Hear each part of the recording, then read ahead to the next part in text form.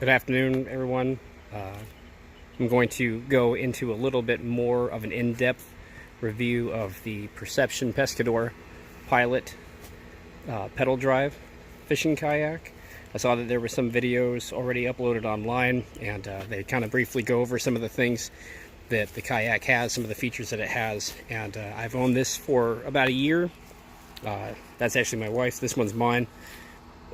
We bought the matching shortly after she test drove mine, and she liked it. And as you can probably find out with your own research, that they're considerably cheaper than the other brands that are out there.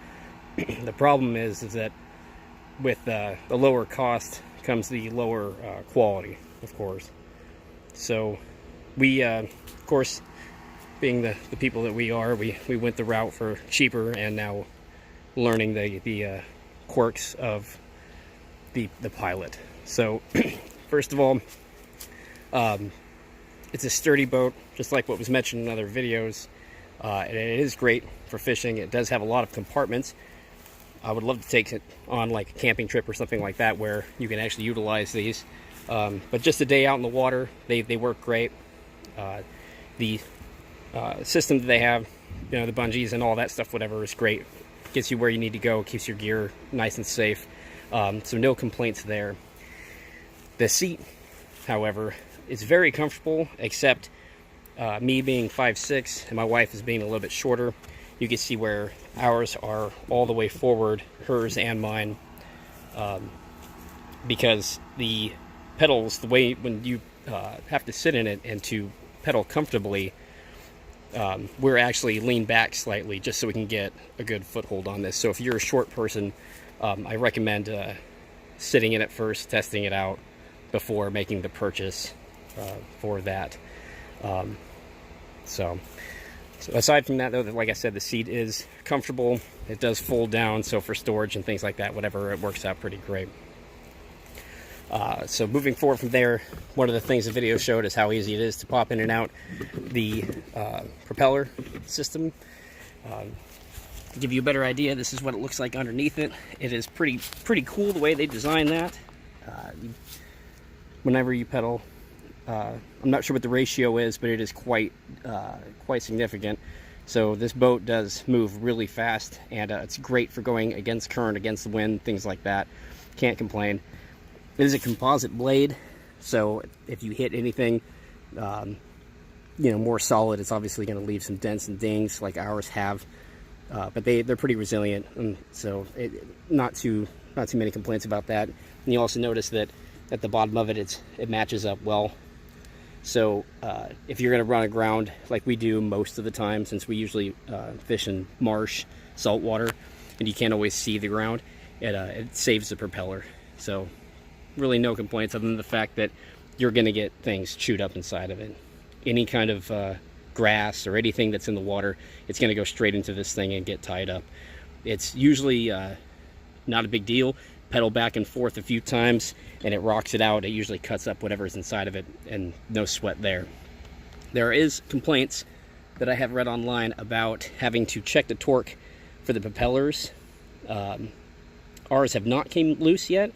I've only checked them a few times. No complaints there. I think everything's fine with it.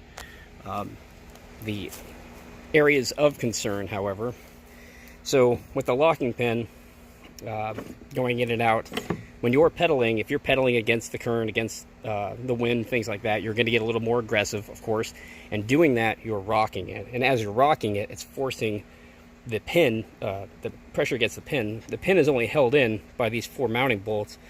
So what ends up happening is they loosen up and they slide back. So when that happens, they'll pop it out a little bit. It'll pop over the pin because the lip is so small on this. So that can get very frustrating if you are pretty far from shore and you don't have an Allen key with you. So I strongly recommend, whenever you get one, to pull these screws out and use some water grade, like what's the word I'm looking for, like Loctite, things like that, to make sure that they stay in place. I would actually go through and check their torque every so often, especially if you want to pull it out and clean them, do things like that. One of the other things, it's something you really can't avoid, and they really didn't go over it in the other videos at all, is you will notice the compartment that you have for the propeller where it goes up and it's held in place. It's great. It only gets a little bit of water on the inside, so it's kind of nice. The problem is that you obviously can't, bring up the propellers until the blades are perfectly aligned. And if you're like me and you fish in dirty water, it can be impossible to know exactly where it is. And I can't really show you too well, but very slight movements on that pedal and you might miss your opportunity to align that. The other problem is that once you do get it aligned, you'll notice the clearance you have from the pedals to the compartments. So you can actually get it aligned and then try to set it up, and you're just going to run into your compartment. Worst case is when you do get it up, one of your compartments, let me go ahead and bring this thing all the way. So in this position, you can see now you'd be able to pin it. And in this situation, you can open up both compartments, but it wouldn't take much. Just another pedal, another rotation of the prop, and one of your compartments would be inaccessible while it's in the up position. That doesn't seem like a big deal until you're ready to get out of the water, your keys, your wallet, things are in this compartment, and now you're wrestling with this on the dock, trying to get your stuff out of it. So, small complaint, it's not a big deal. Just make sure that you get the stuff out before you try to align it. It can get rather frustrating with that. So, the compartments are great, except for the fact that they don't have any drain holes to them, which isn't that big of a deal, except for storage. If you're storing it, if you're winterizing it, or if you're storing yours outside like what we do, it can obviously fill up in there with water, or if you put anything on the inside, it can corrode. So make sure that you keep these clean before you secure your boat for that period of time. It is nice that they have these grooves cut into them though, and I'll show you which is on mine, where the fish finder, the transducer goes through into one side, and then on the opposite side is where I can lay out the wires for the fish finder going to it. And I took it out today and went fishing, and you can see there's very minimal water in the bottom of it. So that's a great thing they came up with. The transducer, speaking of which, is another thing I'll point out on these. They had a great peace of mind to have a compartment available for the transducer. You can even see this is dirty on my wife. She doesn't have one installed. The only one complaint with that is that the transducer bracket that comes with most of them is a little large, so you can see the clearance that you have for the transducer so you don't hit rocks or drag it over your dock or your truck. Whereas on mine, where there was one installed, I have to leave mine in the up position. If I put it down where it's supposed to be, it actually will bump into it a little bit, and it's got some scars from it. It still works. Not enough to have to take it off or try to move it in another location, but it's there, it's functional. So perhaps modifying your transducer bracket, or just getting a different one might be beneficial for that. So everything else at the front of the boat, though, functions like it's supposed to. One of the other major issues with this is the rudder system. Their rudder system does not quite meet the specs that you would ask for. While it's stowed, everything's fine. It's got a little cute little bungee to keep it in place. You can see the lines going through are nice and off to the side. No complaints there.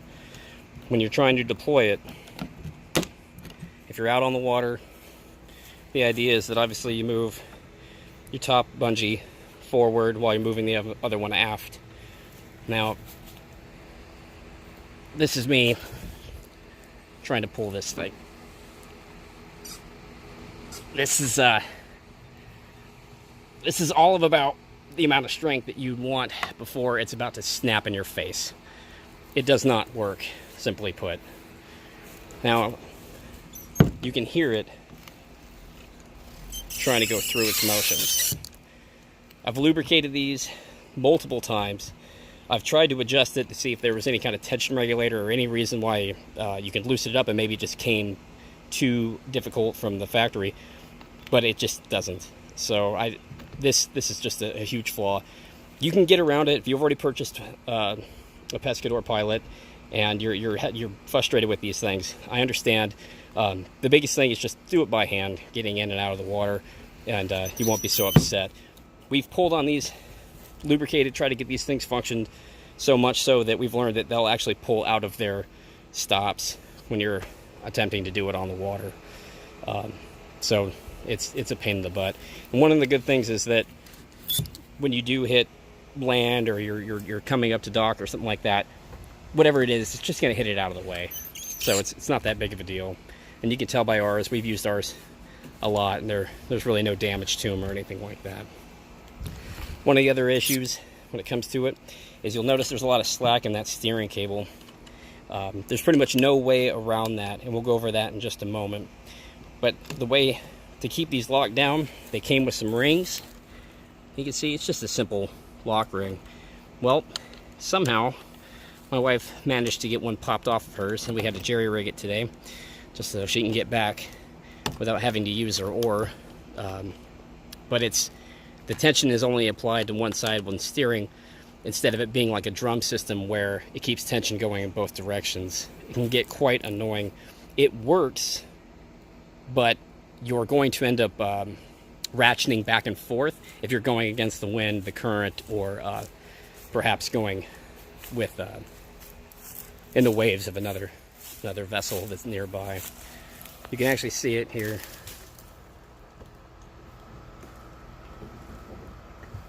So it is functional. It's just slow moving and not the best thing in the world. One other thing I want to touch on as well, the track system. The track is great. I got a fish finder and the rod holder on mine. She utilizes a fish finder on hers.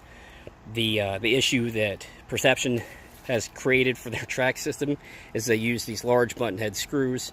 So when you're trying to get the track into the base of the track into the track itself, it catches on them. It gets to be a pain in the butt.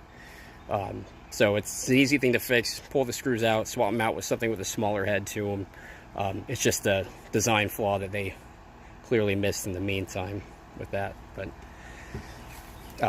honestly, other than that, they function. I picked mine up for about $1,500 at Academy, and it showed the wear. It showed the reason why. MSRP, I believe, is $17.99, and that's what we ended up getting with my wife's when we got it from an REI, I believe. And honestly, looking back now, probably should have just waited a little bit longer and combed Craigslist for a Hobie or one of those other brands that is a little more tried and true and been around the block a little bit. So I have caught plenty of fish in mine. My wife just today caught a really decent red drum. So they work, they function. It's just for the price that you pay, you're getting that lower end quality. So next time I'll take it out. Hopefully I'll get some footage of some fishing and you can see it in action.